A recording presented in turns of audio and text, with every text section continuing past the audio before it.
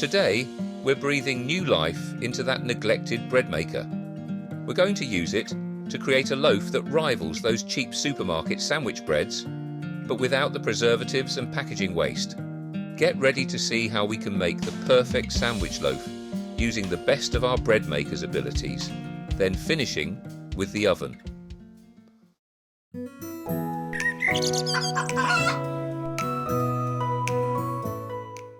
Welcome back, everyone. Did you know your bread maker can be the secret to making delicious, cost-effective sandwich bread at home? Today, we're exploring how to use it for dough preparation, then baking in the oven for that perfect, versatile loaf. Let's walk through this homemade process step by step. First, we'll gather our ingredients.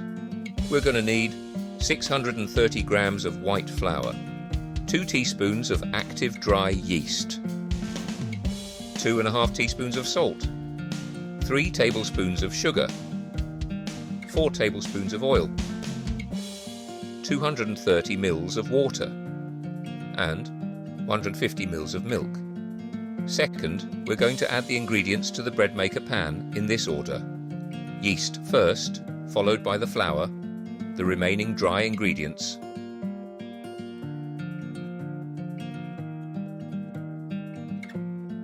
the oil,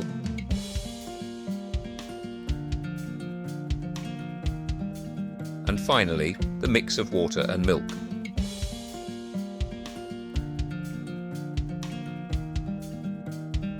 Third, now over to the machine. Put the bucket in and select the dough cycle. On mine it's number 15. Fourth, I'll press start and the machine will start its program and work its magic for a couple of hours. Whilst the dough is mixing, let's talk about why this method is great. By using the bread maker for mixing and initial proofing, we're saving time and effort. Plus, we're using simple, affordable ingredients to create a loaf that can replace those store-bought sandwich breads.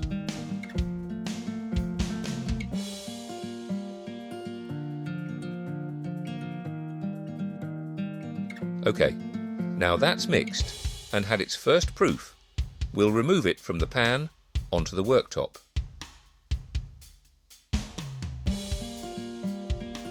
When I knock it back, I sometimes like to use a rolling pin. Not only does it stretch out the dough, but also makes it easier to shape for a tin. Notice I'm making a triangle-ish shape.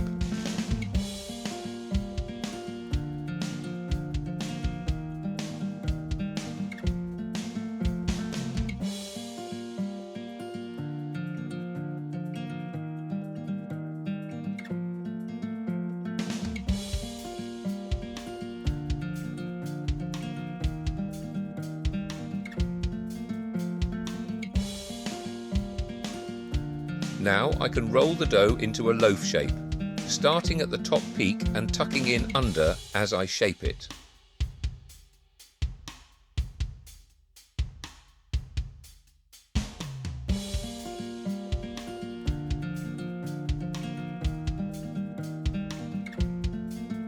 I always try to make sure any visible seams are tucked in at the bottom.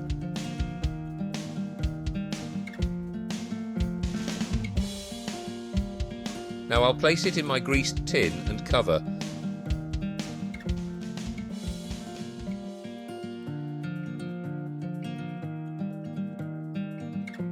I found a shower cap is an ideal reusable cover for proofing bread.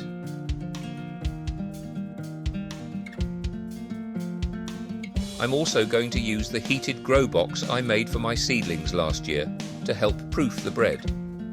It's not necessary, because I use the shower cap, but I can change the temperature and adjust the humidity to make the conditions perfect for bread. The time it takes to rise will be different for everyone, depending on your environment, but check after around 45 minutes to get a good idea of where you are.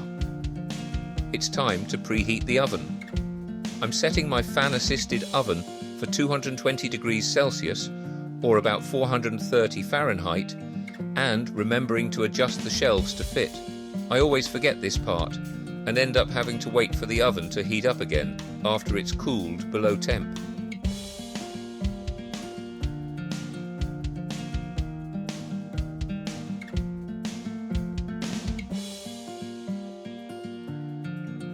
Okay, this loaf looks ready.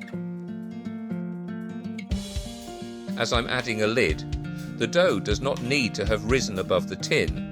If yours does, you can gently knock it down with your palm or fingers.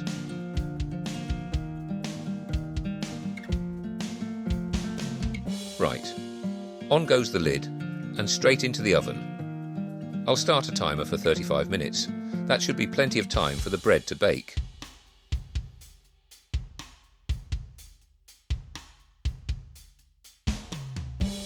Okay, the moment of truth. I'll grab a cooling rack and knock the finished loaf out.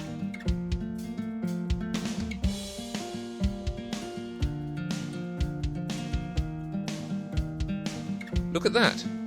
Spot on. Lovely colour, good size, and consistent straight square edges. Perfect for the sandwiches.